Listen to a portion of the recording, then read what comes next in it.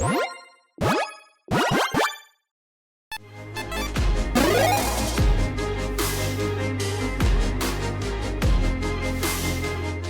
everyone, Mitch coming in for the Commander's Quarters temporary studio. Welcome to the show.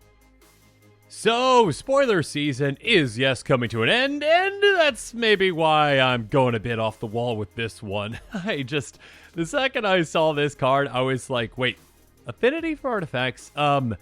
We rarely, if ever, see affinity for artifacts on a commander because affinity can be an incredibly broken thing. I mean, I think the only other affinity for artifacts commander we've ever gotten is one of the new Urzas, I think from one of the last precons, but other than that, yeah, we don't see affinity on many things at all, and we definitely don't see it on commanders. So the second that I saw Chiss-Goria, I hope I'm saying that right, Forged Tyrant, I was like, my goodness, there's gotta be a combo here somewhere. And I've got a couple of different options for you. And yeah, it's kind of a crazy conglomeration of things here, but you know, bear with me, okay? It's kind of like, you know, if you've ever seen It's Always Sunny in Philadelphia, and they got the Charlies, got, you know, the strings go from here to there to everywhere. Yeah, that's kind of how we're at right now. But you know what? We got some weird energy this morning. That's what we're doing. Anyways, Chiss-Goria is a 5/4 dragon that costs 6 red. But again, affinity for artifacts. So it's going to cost 1 cast for each artifact you control. And again, that means that this dragon, which is a 5/4 flying hasty dragon, which normally would cost 9 mana, is only going to cost us 3 a lot of the time. Again, you build around a commander like this, you're bound to get a lot of artifacts in play to reduce that cost. And keep in mind, that can also reduce the commander tax, which is huge. So if this gets dealt with, or if maybe you deal with it yourself, you can still just pay 3 mana for this. Like if you've got, you know, again, 8 artifacts in play, and this is back in your command zone for the first time, and again, you'd have to pay that extra 2. You're like, nah, not paying the extra 2 because that affinity can make it cost less. Now, it also has on top of that, whenever it attacks, exile the top 5 cards of your library, you may cast an artifact spell from on this turn. If you do, it has affinity for artifacts. That's a very cool effect. Not something we're going to build this combo around because that is an attack trigger. If it was, say, an ETB or a death trigger, yeah, that could be a huge part of this combo, and it could be even more broken. But yeah, unfortunately, that's just on an attack trigger. Now, obviously, there are ways to technically go infinite while doing that. I mean, if you've got, you know, infinite extra combats, there you go. Infinite attack triggers with this. So yeah, that's a kind of different way of comboing, though. Not one that we're going to be doing today. The combo that we're going to be doing again is quite strange, and it starts off with a very strange card. And just a reminder, with all these strange cards I'm talking about on this episode, you can find a link to them in the description below. Now, with all that said, let's jump into it. So, first up, Genesis Chamber is the immediate card that I thought about when I saw this commander, and it is, well, quite the weird one. It's an artifact 4/2 that says whenever a non-token creature enters the battlefield, if Genesis Chamber is untapped, that creature's controller creates a 1/1 colorless mirror artifact creature token. So this applies to everyone. Again, unless this is tapped, this is literally going to apply to everyone. They have a creature come into play, they get a 1/1 mirror artifact creature token. So having this in play just from the get-go with our commander, the earlier we get this down, the better, because if we're getting creatures in play, we're creating extra artifacts to help with that affinity. And when we're casting our commander, and let's say we're casting our commander, oh, I don't know, again and again and again and again, getting extra artifact tokens in play can be huge, again, to add to that affinity for our commander. At a base level, just think about this as a way to reduce our commander's commander tax by 1 each time, essentially. So let's say we play our commander. Again, we make a 1/1 artifact creature token. Cool. We get to, you know, maybe lose our commander. Maybe we sacrifice it, okay? And we'll talk about some ways to do that. Then it's going to go back to our command zone. It's going to cost 1 less than it would have, though, because of that affinity for artifacts, because we made that extra artifact creature token. Now, of course, that's just the start of this because, not, reducing that entire commander tax isn't exactly going to work for us. So we've got some other things to help out. One easy way to do this, though, is with a card like Sculpting Steel. Sculpting Steel is an artifact that costs 3, and it can enter the battlefield as a copy of any artifact on the battlefield, which includes, you guessed it, Genesis Chambers. So if we do have 2 Genesis Chambers, essentially, we are going to be getting 2 1/1 mirror artifact creature tokens every single time a non-token creature comes into play. So our commander comes into play, cool, we get 2 more tokens. Our commander comes into play again, 2 more tokens. We basically, again, are then paying for our commander tax every single time it comes into play, or should I say, paying for the next commander text that is going to very much happen. Another way that we can do this with Inspiring Statuary, it says, non-artifact spells you cast have improvise, which means that your artifacts can help cast those spells. Each artifact you tapped after you're done activating mana abilities pays for 1. Basically, again, our little mirrors that we're making with Genesis Chamber are, of course, artifact creature tokens. So we can utilize them to essentially help pay for our commander's cost. So again, we play our commander. We get that 1/1 mirror, right, with the Genesis Chamber. Then next time we're playing our commander, we can tap that mirror for a mana as well. So basically, and again, there is no, summoning sickness that matters with this, because it's not the actual, creature that is, being tapped. It's not the ability on the creature. It's on Inspiring Statuary. Regardless, you can utilize your artifacts that you are making with your commander to help pay for your commander. Another way to really take advantage of this is with a card like Sunbird's Invocation.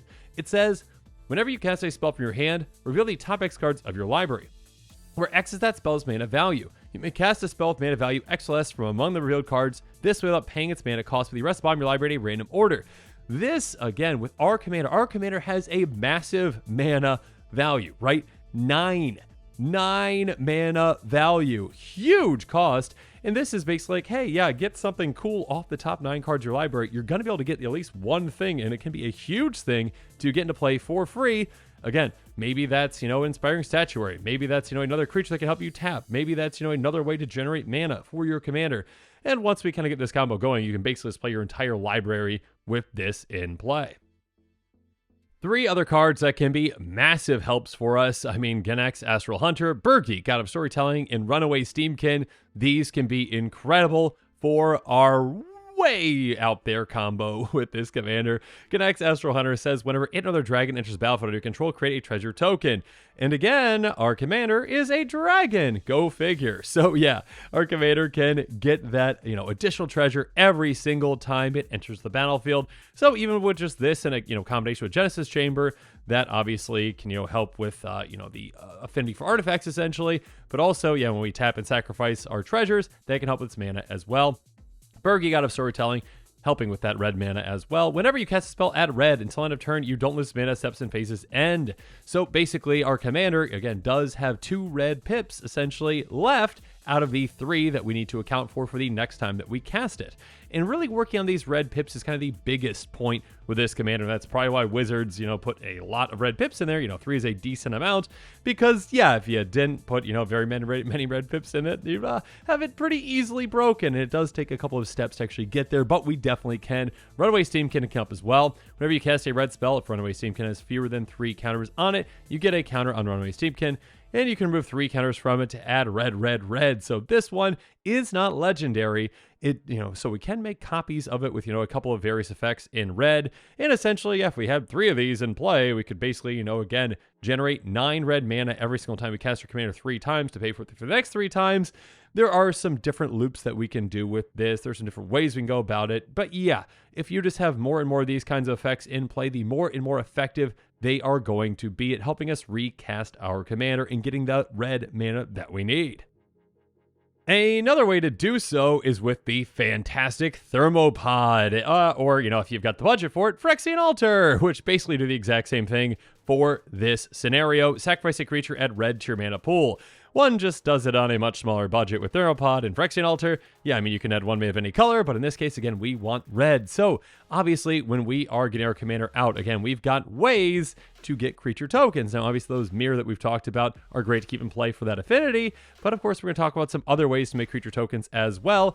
And also, keep in mind, we do want to sacrifice our commander again and again and again, so we can keep getting it back to the command zone to keep recasting it for value. We'll talk about that value here in a bit. But yeah, basically, these are each a way to reduce the cost of our commander, again, by a single red pip. Because we get our commander into play, we sacrifice it, we get a free red mana that we can utilize to then recast our commander. So you're kind of seeing these ways that we are chipping away at those red pips. And yeah, as you've already seen, if we just have, a couple of these things in play, we can very easily go infinite, if we are, set up properly. Because we also can make even more tokens to take even more advantage of those sacrifice outlets with things like Laplace Dragon Queen, Orocatcher's Monument, or even Molten Echoes when it comes to, taking advantage of dragons coming into play talk about that here in a second. Regardless, Lathliss Dragon Queen says, whenever another non-token dragon enters the battlefield under your control, create a 5/5 red dragon creature token with flying. So with our commander coming into play again and again and again, our commander is a dragon, obviously, so we get to make an extra dragon when that happens, which also, keep in mind, Ganax Astral Hunter does not specify non-token dragons. So we get a treasure token for our commander coming into play. We also get a treasure token for the 5/5 dragon token coming into play as well. So it's another way to knock out some of those red pips. And also, of course, we can sacrifice these dragon tokens to go, again, either a Thermopod or Phyrexian Altar for another red pip too. Oketra's Monument. This one does help reduce the cost of white creature spells. Unfortunately, our commander is not. It is red. Regardless, whenever you cast a creature spell, create a 1/1 white warrior creature token with Vigilance. Yeah, we get a creature token when we cast our commander again and again and again, every single time we do so. And yeah, again, those creatures can be sacrificed with, again, Thermopod or Phyrexian Altar for extra mana. Molten Echoes. Now, this one says whenever a non-token creature of the chosen type, which we're going to choose dragon, enters the battlefield under your control, you get a token that's copy of that creature. Token gains haste. So this one can make a token copy of our commander. Obviously, our commander is legendary, so yeah, we can only keep one. That's okay, though, because, again, we can take advantage of maybe a trigger like, a Ganax Astral Hunter. Whenever another dragon enters the battlefield, get an extra treasure. So there are ways to really play with this.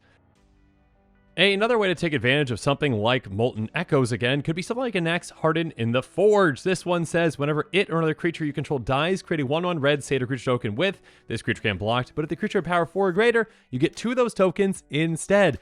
Sacrificing our commander can be a fantastic thing. Again, let's say we've got Thermopod in play, okay? We play our commander, we sacrifice it. We are getting 2 1/1 creature tokens that, of course, we can sacrifice with Thermopod as well. So as long as we are utilizing other things to account for that commander tax that is added each time, again, making more and more of those mirror tokens with something, again, like Genesis Chamber, we can go infinite just with this in combination. Mana Echoes can actually just be crazy on its own as well. It has, whenever a creature enters the battlefield, you may add an amount of colors equal to the number of creatures you control that share creature type with it. So yeah, if we've got a lot of dragons in play, or again, if we're making more dragons with Lathliss, we can make an absurd amount of mana with this. Chromatic Ori is something else to consider. This one kind of helps us get around that, red pip problem in a way. Again, if we're utilizing something like Mana Echoes, hey, you may spend mana as though we're mana of any color, and this also can tap for 5, which is lovely. But yeah, being able to spend mana as though we're mana of any color allows us to utilize other things to, ensure that we can actually get the mana that we need for those red pips for our commander. So yeah, just some things to keep in mind with these. Another kind of direction you could take this combo, again, if you've got, things like, Runaway Steamkin, Burgi, and Ganax in play, maybe like a Cloudstone Curio / Rograk combination, you could definitely utilize as well. Whenever a non-artifact permanent comes into play in your control, you may turn another permanent you control that shares a permanent type with it to its owner's hand. Your commander is not an artifact. Obviously, it has affinity for artifacts, but it is not an artifact. Neither is Rog. Rog is just a 0 mana, 0/1 Kobold Warrior. So, you play your Rograk. You get, free mana, essentially, with Burgi, or, whatever other effect you have in play.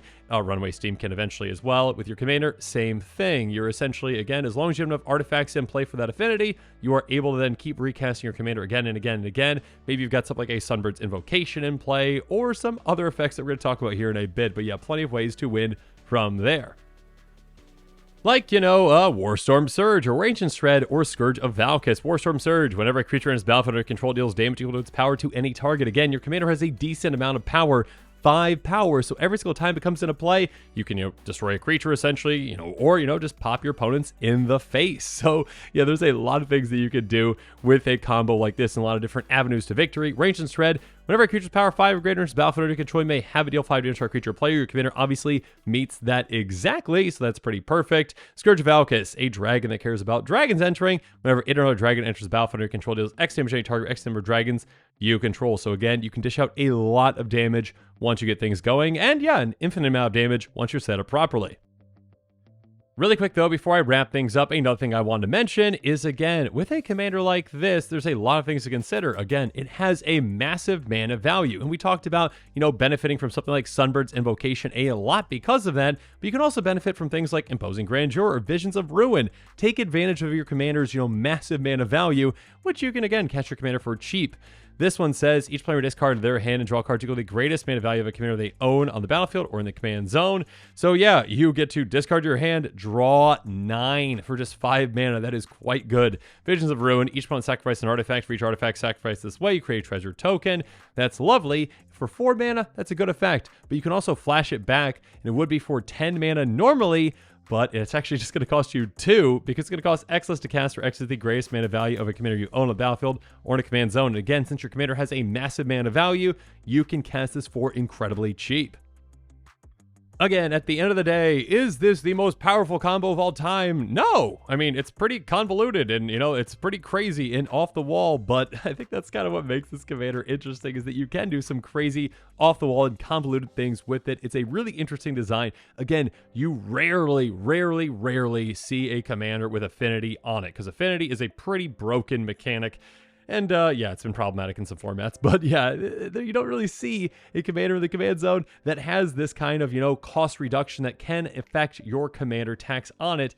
And again, with a, good amount of setup, you can do some pretty crazy things with this and some pretty off the wall and unexpected things as well.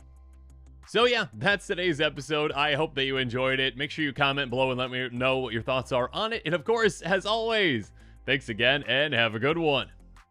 This show and episodes like this one are possible thanks to viewers like you. If you're looking for an easy way to help support this show, make sure that you like, share, and subscribe. Also, hit that bell notification icon so you don't miss any new episodes. You can also go check out our playmats and other merchandise at thecommandersquarters.com. We also have a ton of brand new t-shirt designs in stock, so make sure you check out those as well. Another easy way to support this show is with our TCG player affiliate links. So whether you're buying a deck or individual cards, you can use this general link right here or one in the description. And the final way that you can support this show is by supporting us directly by becoming a patron. There are many benefits to being a patron, and I truly couldn't do this without all of their support.